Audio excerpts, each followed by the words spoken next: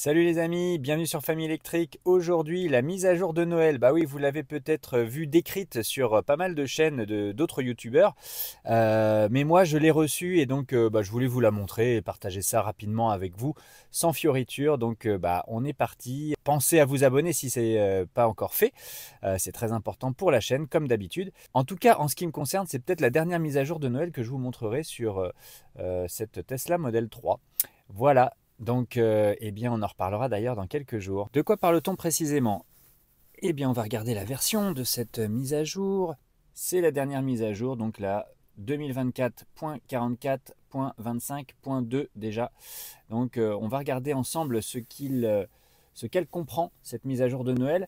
Donc, très rapidement, au menu, donc, on a quelque chose d'hyper intéressant.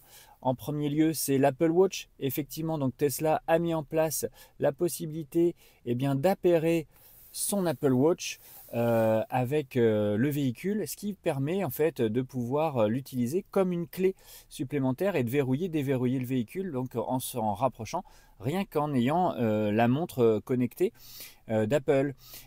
Plus besoin d'avoir le téléphone avec vous et notamment en Bluetooth. Donc ça c'est plutôt quelque chose de bien. Je l'ai testé, je vous montre ce que ça donne tout de suite. Donc voilà, la montre est bien paramétrée. Hop. Et je vais me rapprocher de la voiture. Et on va voir sans Bluetooth. Voilà, ça marche. Pas de souci. Ok, on va s'éloigner de la voiture. Allez. Voilà, parfait. Parfait, parfait. Et je me rapproche. Voilà, la montre est toujours là. Il n'y a pas le Bluetooth sur le téléphone. Bien entendu, vous avez d'autres fonctionnalités avec cette montre. Vous visualisez si le véhicule est ouvert ou fermé. Alors, on va cliquer sur le petit éclair. Hop. En fait, ça a l'effet d'ouvrir la trappe de recharge. Et quand vous recliquez dessous, ça referme la trappe de recharge. Vous avez également l'ouverture du coffre, la gestion de la clim, mise en route de la clim, tout simplement. Hop, je viens d'allumer la clim puisque je l'avais éteinte, vous voyez. Donc voilà, la clim là est allumée, tout simplement. Je l'éteins, pas de souci. On a également l'état de charge de la batterie, ça c'est très pratique. Ou alors vous pouvez afficher le kilométrage. Bon, personnellement, je préfère le pourcentage de batterie. Autre fonctionnalité en scrollant, donc fermeture du coffre, enfin voilà, c'est les mêmes, plus faire clignoter le véhicule. Donc ça c'est très cool, l'Apple Watch compatible avec votre véhicule et transformé en clé, c'est vraiment très très pratique, c'est un gros changement et cette mise à jour de Noël, rien que pour ça, elle est très bien. Maintenant, au niveau de la visionneuse dashcam, vous pouvez donc regarder et sauvegarder les clips de la dashcam et du mode sentinelle depuis votre application mobile. Voilà, donc ça c'est très intéressant. Bien entendu, il faut que vous ayez une connexion premium pour pouvoir profiter de cette nouveauté. Alors voilà, je vous montre ce que ça donne au niveau de l'application. Vous avez ici donc un menu supplémentaire, voir les clips récents enregistrés par la dashcam. Il se connecte au véhicule et vous avez effectivement accès à vos clips. Je vais en choisir un. Hop, vous voyez, donc vous avez le clip. Il est directement allé, puisque ça aussi c'est une nouvelle fonctionnalité, directement au point événement créant donc cet enregistrement. Vous voyez là où il y a le trait rouge. Et donc si d'ailleurs j'appuie sur aller à l'événement, je peux revenir sur l'événement. Donc ça c'est plutôt pas mal. Faire une pause, etc. Et vous pouvez enregistrer donc le clip de 30 secondes dans vos photos directement. Ce qui est aussi un gain de temps parce qu'auparavant c'était un peu plus compliqué de reprendre la clé, d'aller sur un ordi et de transférer le fichier. Donc là c'est vraiment hyper pratique. Voilà. Et vous pouvez bien entendu supprimer l'événement ici directement. Voilà, c'est parfait. Autre nouveauté de cette mise à jour, la possibilité de demander désormais de définir un niveau de charge de la batterie lorsque nous arrivons à destination. Ça permet, c'est quelque chose qui était demandé en fait depuis très très longtemps. Ça permet en fait de lui dire bah écoute, je veux arriver à mon point de destination, mais en ayant par exemple allez, 60, 70, 80% de batterie. Ça c'est à vous de définir en fonction de vos besoins et du coup dans la planification du trajet, bah, il aura prévu les arrêts nécessaires pour vraiment que vous arriviez à destination avec ce pourcentage de batterie. Alors on va voir comment ça se passe. Par exemple, je vais lui demander d'arriver à Marseille, pourquoi pas, allons-y gaiement. Il me calcule l'itinéraire et on peut lui demander ici de définir une énergie à l'arrivée. Et donc là, je vais tout simplement en scrollant, voilà, lui dire que je veux par exemple être à 70, 75, 80 ou même à 100, 95% de batterie. Bon, c'est voilà. Voilà. Et ensuite, vous enregistrez. Et donc, il recalcule l'itinéraire.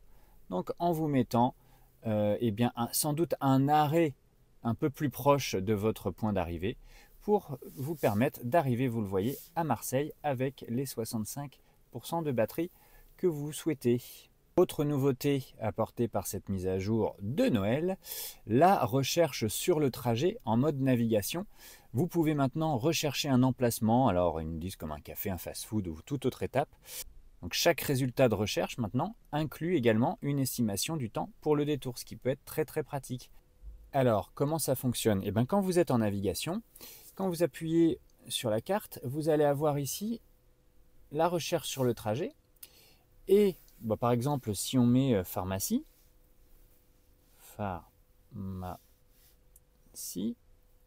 hop, si je lui cherche les pharmacies, je fais entrer, hop, donc là on est en mode navigation, vous êtes en train de rouler, hop, pharmacie, et vous avez à chaque fois donc la liste des pharmacies sur votre trajet, pas loin de votre trajet, et à chaque fois il vous indique ce que ça rajoute en termes de durée de parcours sur votre trajet.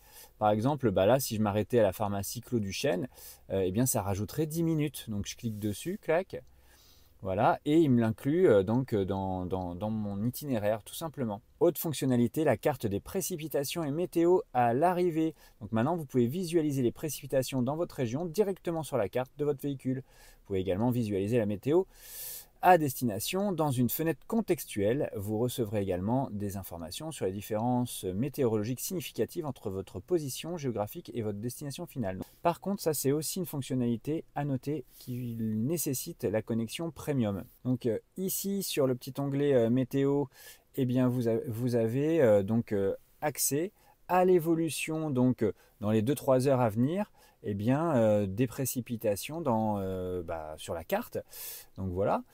Vous pouvez, alors on ne peut pas beaucoup zoomer, ça ne peut pas être très très précis je pense à ce point là, mais par contre vous pouvez dézoomer et vous voyez donc les précipitations attendues même partout dans le monde. Ouh là là. Oh là là, les États-Unis. Alors vous avez également donc une fonctionnalité qui est l'alerte circulation transversale arrière. Donc ça c'est sympa, quand vous enclenchez la marche arrière, le véhicule va vous avertir s'il y a la présence soit d'un piéton, soit d'un autre véhicule qui est en train de traverser derrière vous, donc de gauche à droite ou de droite à gauche, tout en mettant en surbrillance en rouge le côté qui correspond donc sur le flux vidéo. Autre fonctionnalité, tuning, bon je vous le montre tout de suite, bon c'est un changement cosmétique sur cette appli, voilà tout simplement. Alors pour ceux qui connaissaient, ici c'est surtout sur la partie du haut là où en fait où on a des différences avec une réorganisation. Alors autre chose, donc vous avez quelque chose que je mets par exemple la marque, considère comme un gadget, et que je mets par exemple la marque, va sans doute plaire à certains d'entre vous. C'est maintenant la possibilité d'aller encore plus loin sur les jeux de lumière, donc avec voilà, ils nous disent l'ambiance et la fête avec les derniers jeux de lumière sur le son de la cybersymphonie de Lionel Yu et de Ready for Assault. Bon voilà, vous allez encore pouvoir un peu plus paramétrer le light show de votre Tesla et je crois qu'il y a même une possibilité de mieux les synchroniser. Donc, parce que maintenant, vous pouvez le programmer 10 minutes à l'avance. Voilà, sur un seul véhicule ou en le synchronisant avec d'autres véhicules.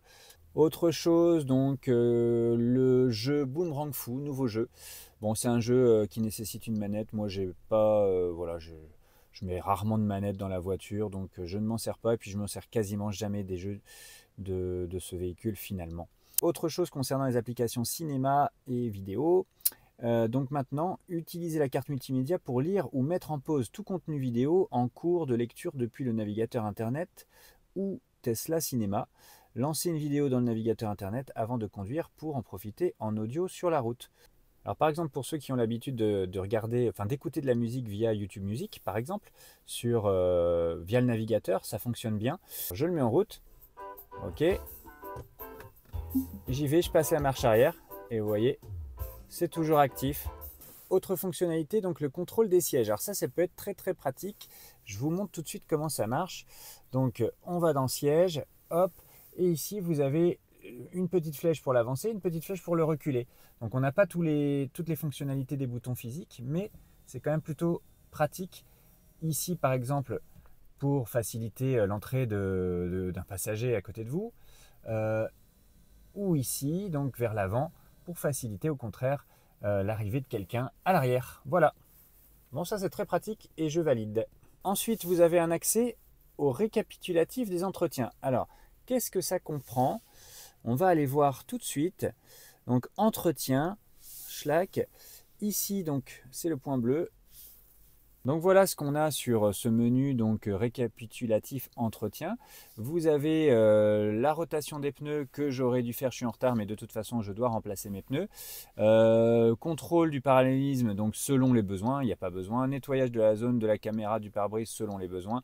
Remplacement des balais d'essuie-glace selon besoin. Admettons je clique ici tiens, sur la rotation des pneus, il m'explique ce qu'il faut faire généralement. Donc je l'ai faite donc à peu près à 10 000, je crois que je l'avais fait un peu plus tard mais bon bref. Et donc je suis en retard pour le faire. Par contre, si je clique sur enregistrer, là, il va me permettre de mettre à jour et de réinitialiser cet entretien. Donc, ce qui me fait dire que c'est pas une sécurité donc pour l'acheteur finalement. Je pensais que ça serait vraiment sécurisant pour l'acheteur. En tout cas, donc vous pouvez lui dire si vous mettez des pneus été ou 4 saisons et si vous avez fait donc un montage des pneus saison, un remplacement 1-3 pneus, enfin voilà, vous pouvez préciser ou si c'est simplement une rotation des pneus. Voilà, donc si je clique sur réinitialiser, il m'a réinitialisé donc cette donnée-là. D'ailleurs, je pourrais aussi lui préciser le remplacement et la configuration des roues. Donc ça, c'est utile aussi. Hop. Mais ce qui fait que, vous voyez, dans rotation des pneus, eh bien, il a pris en compte le fait que je lui ai dit « Ok, je viens de faire la rotation des pneus », alors que ce n'est pas vrai, évidemment. Donc, bon, voilà, il ne faudra pas s'en tenir uniquement à cela quand vous achèterez un véhicule d'occasion, je pense. Et là, c'est pareil, donc vous pouvez donc entrer dans les menus. Par exemple, ici, donc vérifier l'alignement des roues dans le cadre de l'entretien des pneus, hop. Vous pouvez confirmer le fait d'avoir fait un parallélisme. Donc ça, c'est pas mal aussi, hein. Vous pouvez le faire vous-même. Mais bon, c'est un peu la limite, c'est que si vous pouvez le faire vous-même, bon, c'est plus trop parlant pour un acheteur d'occasion. Il y a également des mises à jour mineures, notamment sur la partie conditionnement de la batterie, afin d'améliorer en fait la recharge rapide quand vous allez recharger sur un superchargeur et que votre batterie est trop froide. Donc lorsque vous utilisez un câble en fait de recharge rapide et que la batterie est trop froide, eh bien il va afficher une estimation du temps de chauffage de la batterie avant de pouvoir commencer la recharge. Voilà, donc ça c'est plutôt un truc intéressant aussi. J'ai un point bleu, donc on va vérifier si on a tout vu. Donc ce qui est nouveau par rapport à la sécurité, c'est ceci, c'est la diminution du volume en marche arrière. Donc si vous écoutez la radio et que vous passez la marche arrière, pour être plus concentré, le fait de passer la marche arrière va abaisser le niveau de volume. Donc ça c'est intéressant. Là vous entendez la radio, je passe la marche arrière, on n'entend plus ou très peu. Voilà. Bon voilà, on a tout vu ensemble. Je pense que c'était intéressant de les voir en vrai, ces nouveautés de la mise à jour de Noël. Elles sont plutôt sympas, hein. On a déjà eu des mises à jour moins intéressantes. En tout cas, celle-ci, il y a des choses, bon, un peu gadget, mais il y a quand même beaucoup de choses très très utiles. Donc je la trouve plutôt intéressante. Encore une fois, c'est peut-être la dernière mise à jour de Noël que je ferai avec cette Tesla Model 3. Donc restez bien connectés à la chaîne pour avoir plus de news sur ce que je viens d'évoquer là. Vous allez comprendre pourquoi bientôt. Je vous remercie d'avoir suivi. Dites-moi aussi en commentaire si vous avez réussi à utiliser la nouvelle fonctionnalité de pouvoir entendre le son d'une vidéo à travers les applications du mode cinéma. Moi, ça ne fonctionne pas. Ça fonctionne quand je suis sur YouTube par exemple et que je démarre le véhicule. Eh bien, j'ai toujours le son qui marche. Mais sur les applications du mode cinéma, je ne comprends pas pourquoi ça ne marche pas. Bon, voilà, en tout cas, c'est très bien cette mise à jour. Merci encore une fois d'avoir regardé la vidéo. Abonnez-vous si ce n'est pas fait. Et puis, je vous dis à très bientôt pour une nouvelle vidéo. Ciao!